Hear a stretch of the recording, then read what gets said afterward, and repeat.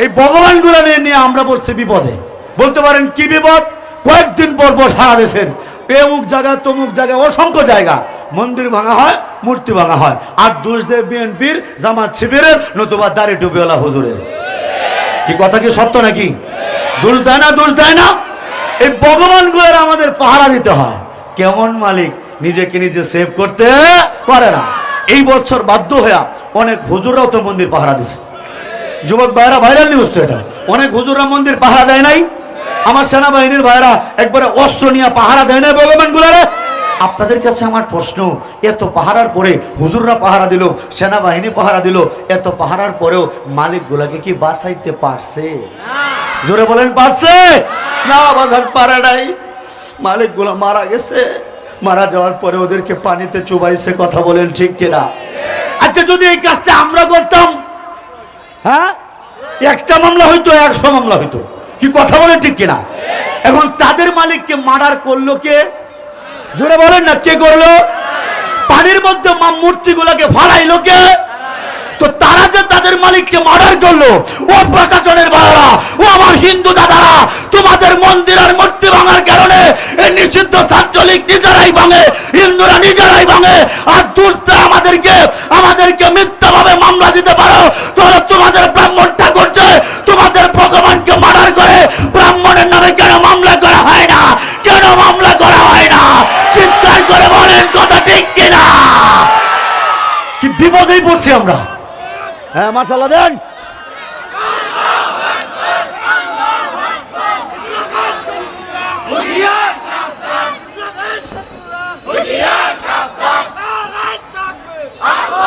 মাশাআল্লাহ, তাকবীর দিলে এমন ভাবে দিবেন 2 সেটার কলজা যাতে আজকে ফাড়ে।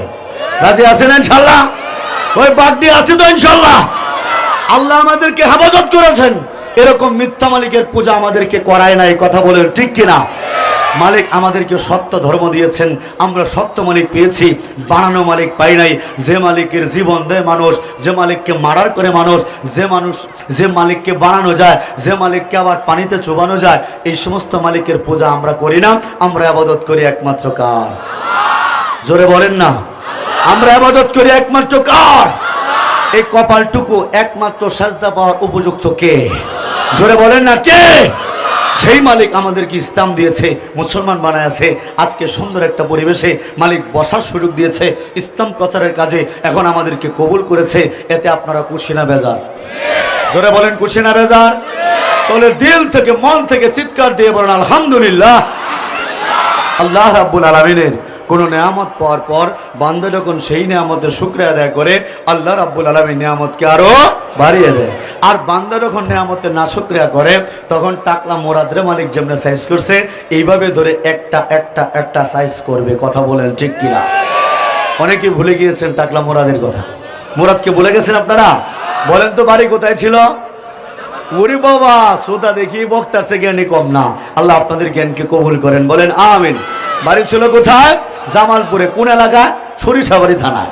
ওরে বাবা, সরিষার তেলের গরমে বাবা যে মাথাটা ন্যাড়া করে মাইক্রোফোনটা হাতে নিয়ে কনসার্টে মাহিয়া মায়ের সাথে বসে কত কিছুই না স্ক্যান্ডাল করলো। এরপরে মাইক্রোফোন হাতে নিয়ে বলতেছে, রাষ্ট্র ধর্ম ইসলাম রাখবো না। হড়ার ভাড়া মনে হয় রাষ্ট্র তার বাপের একলা। কথা বলেন ঠিক কিনা? আরে এই মুসলমান, 30 লক্ষ মুসলমানের রক্তের বিনিময়ে এ দেশটা স্বাধীন করা হয়েছে। এ দেশের ইঞ্চি ইঞ্চি মাটির মধ্যে আমার মুসলমানের রক্ত মাখা, এই মুসলমানের রক্ত মাখা বাংলা থেকে যদি কেউ ইসলামটাকে নিশ্চিহ্ন করতে চায়, আমরা ওদেরকে দেশ ছাড়া করবো ইনশাআল্লাহ। কারা কারা তৈরি?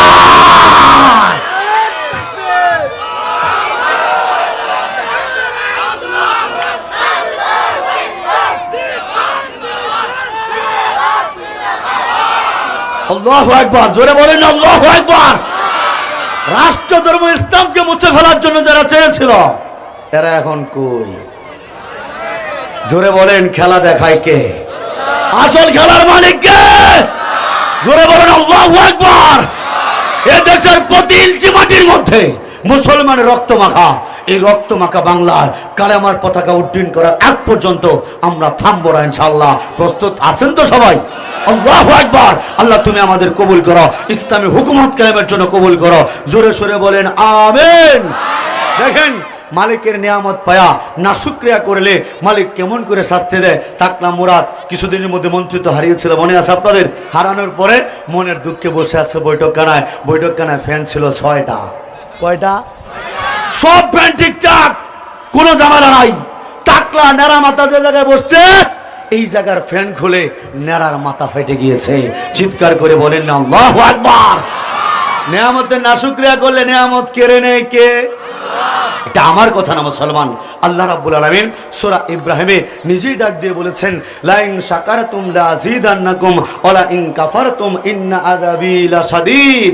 অর্থাৎ তোমরা যারা আমার নিয়ামত পেয়ে নিয়ামতের শুকরিয়া আদায় করবে, আমি অবশ্যই তাদের নিয়ামতকে বাড়িয়ে দেব। আর যারা নিয়ামত পাওয়ার পরে নিয়ামতের নাশুকরিয়া করবে গো, আমি তাদের নিয়ামতকে ছিনিয়ে নেব। শুধু ছিনিয়ে নেব তাই নয়, জেনে রেখো আমার শাস্তি অত্যন্ত কঠিন।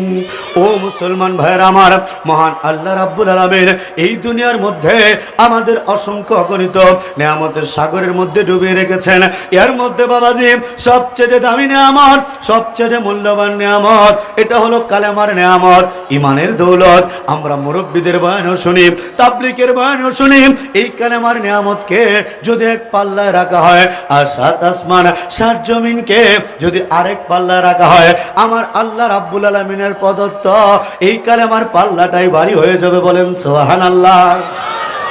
ও মুসলমান, এই যে ঈমান নামক নিয়ামতটা, এই যে কালেমা নামক দৌলতটা, এই দুনিয়ার মানুষ দুইভাবে পায়। কয়ভাবে? জোরে বলেন না, কয়ভাবে পায়? 2টা ভাবে পায়। একটা হলো আপনাদের মতো, আরেকটা আমার মতো। বলতে পারেন কেমনে? ও মুসলমান, একটু লক্ষ্য করে দেখেন। আপনার দাদা ছিল মুসলমান, এই জন্য আপনার আব্বা মুসলমান। আপনার আব্বা মুসলমান, এই জন্য আপনি মুসলমান। আপনি মুসলমান, এই জন্য আপনার সন্তান মুসলমান। আপনার সন্তান মুসলমান, এই জন্য আপনার নাতিও মুসলমান। এইভাবে বাপ দাদার উত্তরাধিকার সূত্রে আপনারা ইসলাম পাইছেন। কথা বলেন ঠিক কিনা? এই ইসলাম পাওয়ার জন্য ও যুবক ভাই ও মুরব্বী বাবারা, এই ইসলাম পাওয়ার জন্য আপনাদের কাউকে বাবা ছাড়তে হয় নাই। এই ইসলাম পাওয়ার জন্য আপনাদের কাউকে মা ছাড়তে হয় নাই। এই ইসলাম পাওয়ার জন্য আপনাদের কাউকে ভাই বোন ছাড়তে হয় নাই। এই ইসলাম পাওয়ার জন্য পৈতৃক বাড়ি ভিটা ছাড়তে হয় নাই। কিন্তু আমার দিকে একটু তাকায় দেখেন ও মুসলমান, আমার দাদার নাম ছিল রামচন্দ্র দাস, আমার বাবার নাম ছিল মনোরঞ্জন গোসাই, আমার নাম ছিল চয়ন কুমার দাস। জীবনের 22টা বছর গো মুসলমান, এই হাতগুলা দিয়া আমি মিথ্যা মূর্তির সামনে ফুল ঢেলেছি। জীবনের 22টা বছর এই কপালটুকু দিয়া আমি মন্দিরে মন্দিরে ঘুরে ঘুরে মিথ্যা মালিকের সামনে সেজদা দিয়েছি। ও মুসলমান, জীবনের 22টা বছর আমি কীর্তনের মধ্যে ঢোল বাজাইতাম।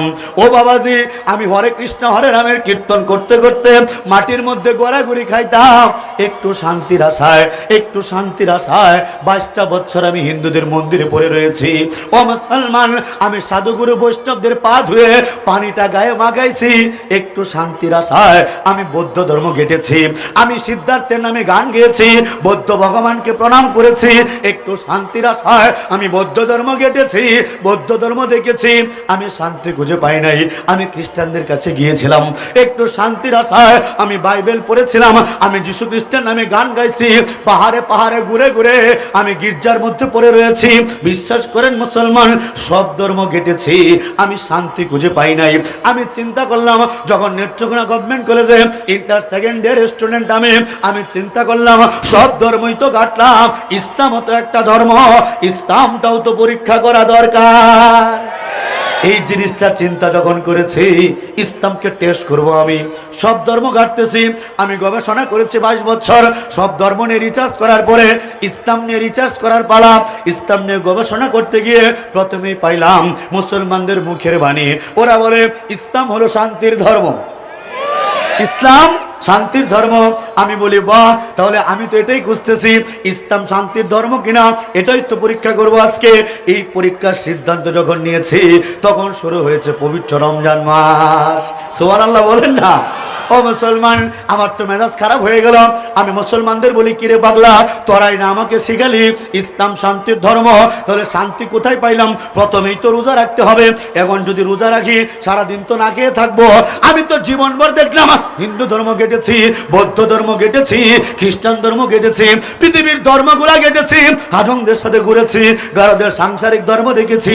আমি দেখলাম সবাই শুধু খায়, মনে করে খাইলেই সুখ, খাইলেই সুখ। আর তোদের ইসলাম এটা কেমন ধর্ম?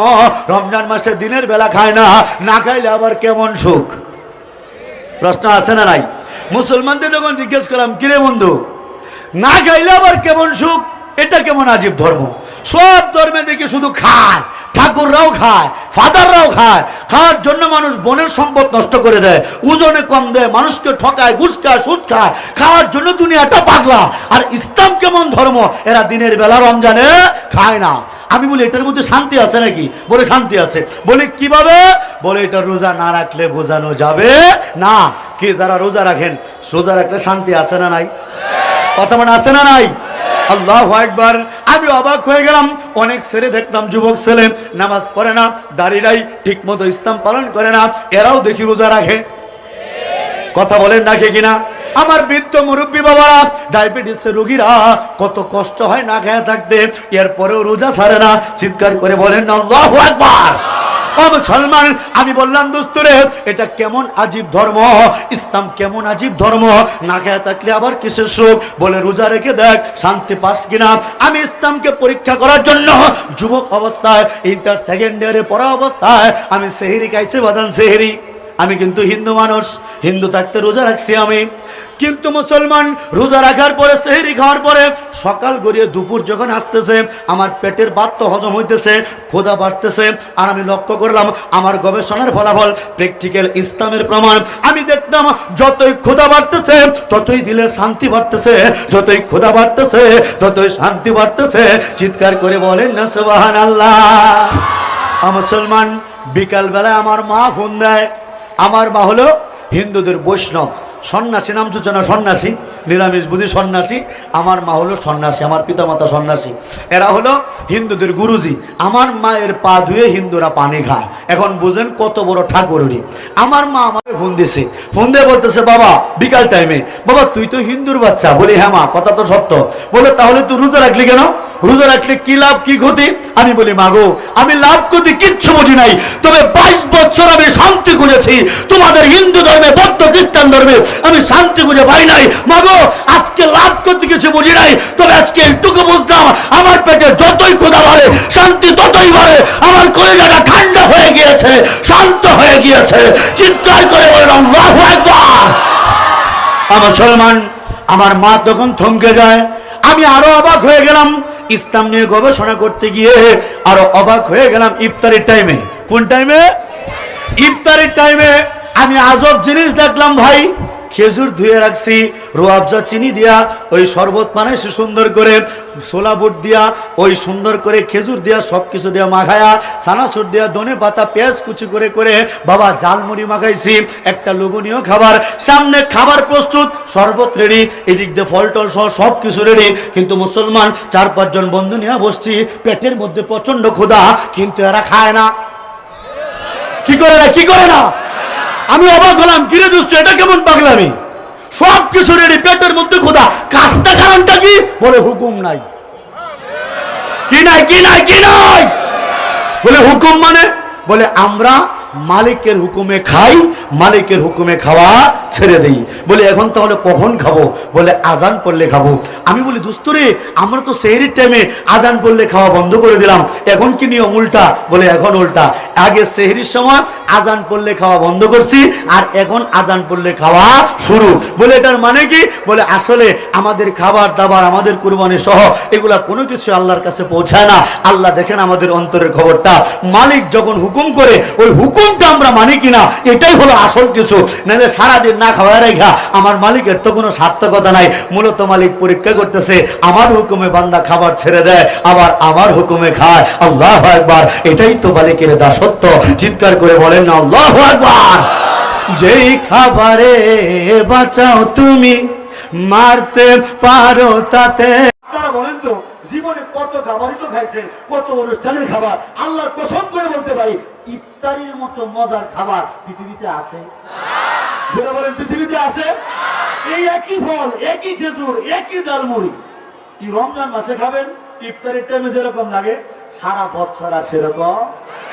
কথা বলেন ঠিক কিনা? আল্লাহু আকবার। আযান পড়ার সাথে সাথে ইফতারি যখন মুখে দিলাম বাজার, আমার অন্তরটা ভরে গিয়েছে। আমি বুঝতে পারলাম আমার 22 বছরের গবেষণার ফলাফল এখন আসতেছে।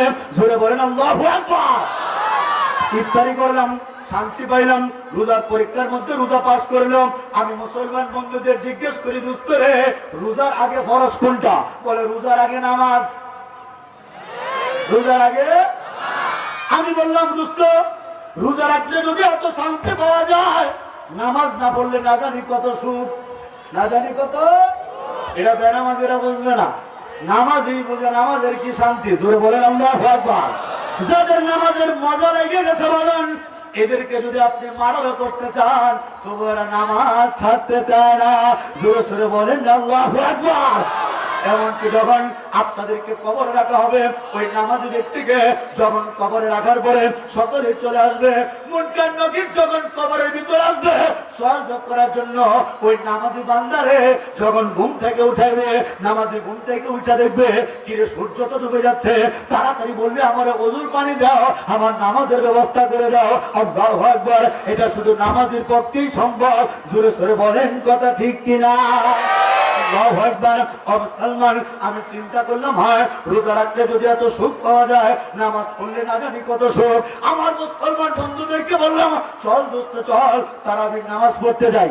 আমি কিন্তু তখন হিন্দু, আমি হিন্দু মানুষ, বন্ধুদেরকে নিয়ে যাচ্ছি তারাবির নামাজ পড়ার জন্য। মুসলমান, আমি গেলাম মসজিদের কাছে। আজকে দেখতেছেন আমার মাথায় পাগড়ি, আমার মুখে দাড়ি, আমার মাথায় পাগড়ি, গায়ে লম্বা জামা, হাতে হাতে সুন্নতি লাঠি। ও মুসলমান, কিন্তু এমন একটা দিন গিয়েছে বাজান, আমি মসজিদের ভিতর গিয়েছিলাম নামাজ পড়ার জন্য। এই মুসলমানরা আমাকে মসজিদের ভিতরে ঢুকতে দেয় নাই, আমাকে মসজিদ থেকে দূর দূর করে বের করে দিয়েছে। বলেছে তুমি তো হিন্দুর বাচ্চা, তুমি মসজিদের ভিতর ঢুকতে পারবে না, তুমি আল্লাহ ওই কুদরতি পায়ের মধ্যে সিজদা দেওয়ার অধিকার তোমার নাই। ও মুসলমান, ওই দিন আমার কলিজাটা ফেটে গিয়েছিল। আমি তো বিভিন্ন মালিকের কাছে গিয়েছি, আমি প্রমাণ পেয়েছি সব মালিক মিথ্যা। যখন বুঝতে পারতেছি আল্লাহ সত্য, আল্লাহ সত্য, তখন আমাকে, আমি ওয়াসিক বিল্লাহ, যখন নাম ছিল চয়ন কুমার দাস, আমাকে মসজিদ থেকে তাড়াইয়া দিছে। ও মুসলমান, আমি তখন বেশি দূরে যাই নাই, মসজিদের পাশে 4-5টা কলা গাছ ছিল, আমি কলা গাছের আড়ালে গিয়ে দাঁড়াইলাম।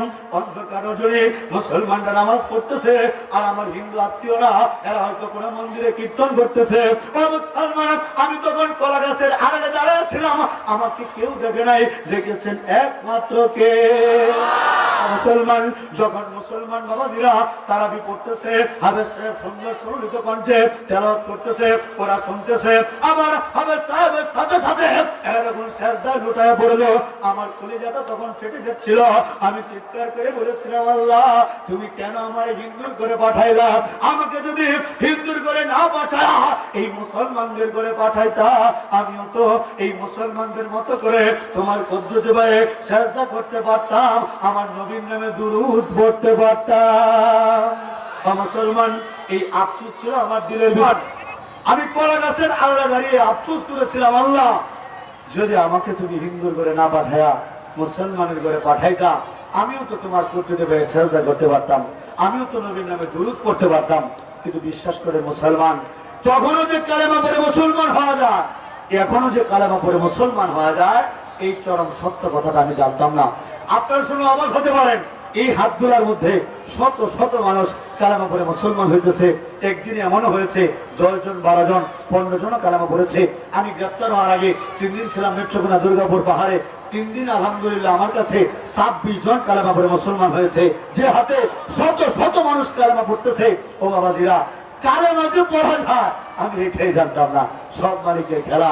আমি মুসলমান বন্ধুদের বলেছি, দোস্তরে যদি আখেরি তোমার পয়গম্বর তাজদারে মদিনা যদি নবীজি দুনিয়াতে থাকতেন, আমি তোদের সবাইকে ছেড়ে দিয়ে একটা তর দিয়ে গিয়ে নবীজির হাতে হাত রেখে কালেমা পড়ে মুসলমান হয়ে যেতাম, মুসলমান হয়ে যেতাম। চিৎকার করে বলেন সুবহানাল্লাহ।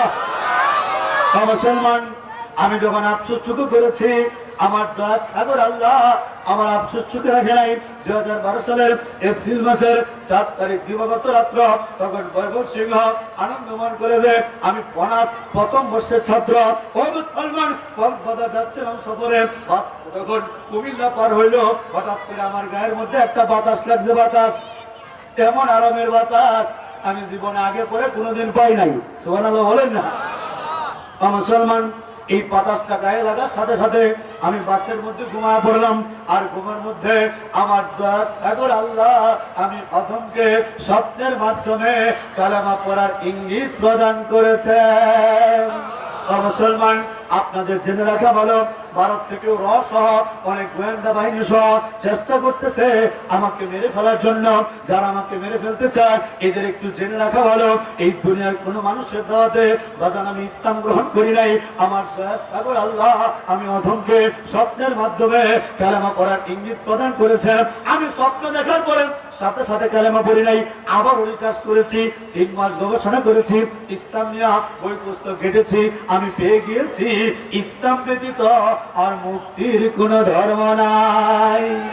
মুসলমান, এটা পাওয়ার পরে ময়মনসিংহের কুতুব আপনারা অনেকে ছিলেন, ময়মনসিংহ বড় মসজিদের বড় হুজুর আল্লামা আব্দুল হক সাহেব হুজুর দামাত বারাকাত হোম, নামটা শুনছেন আপনারা?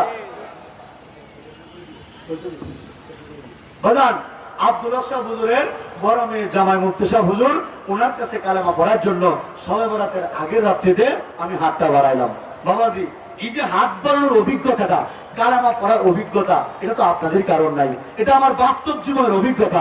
মুসলমান, যখন আমি হাতটা বাড়িয়েছিলাম আমার এখনো মনে আছে, আমার কাছে মনে হয়েছিল আমার বুকটার ভিতরে একটা পাথর চাপা দেওয়া। আমার কাছে মনে হয়েছিল আমার কলবের মধ্যে একটা কল্পিত মন্দির বসানো। আমার এখনো মনে আছে, মনে হতো আমার কলবের ভিতরে 33 কোটি দেব দেবীর বসবাস। মুসলমান, আপনারা যারা বিভিন্ন হক্কানি পীরের কাছে বায়াত হয়েছেন, আপনাদেরকে নিশ্চয় একটা সবক দিয়েছে, লা ইলাহা ইল্লাল্লাহ বলে বাম দিকে কলবের নিচে ধাক্কা মারতে হয়। এরকম পাইছেন আপনারা? বাবাজিরা,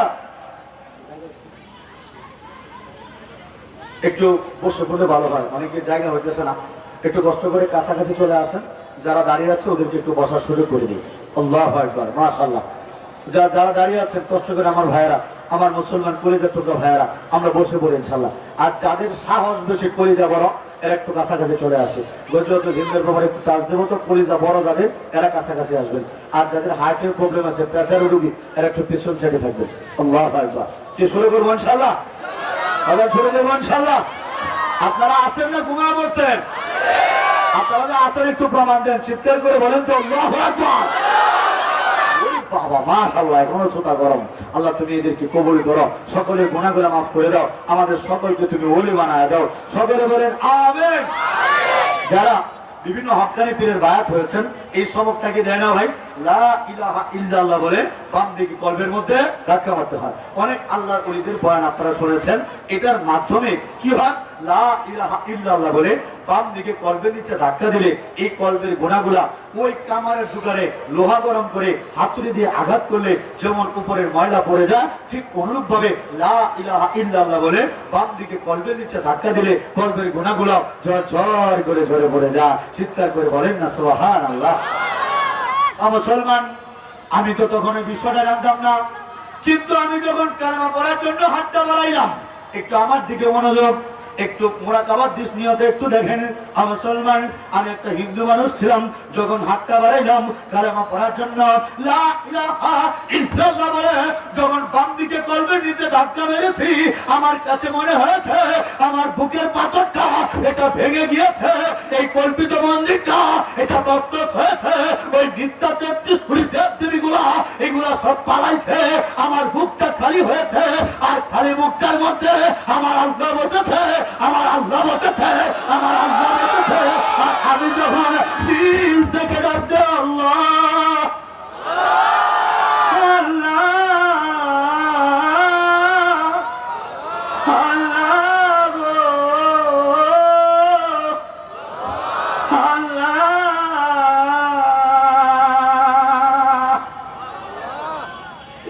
মালিক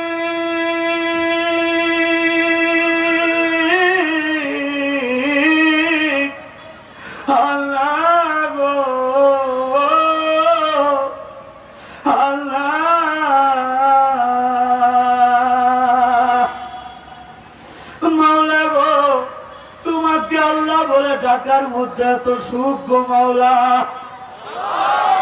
তোমাকে আল্লাহ বলে ডাকার মধ্যে এত শান্তি গো মাওলা, তোমাকে আল্লাহ বলে ডাকার মধ্যে এত তৃপ্তি গো মাওলা।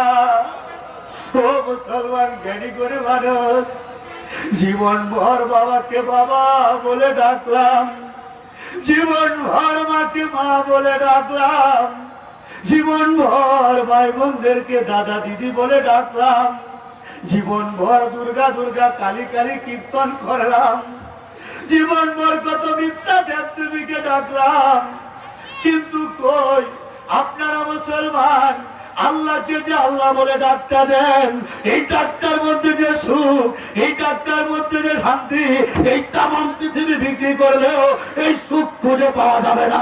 চিৎকার করে বলেন ঠিক কিনা?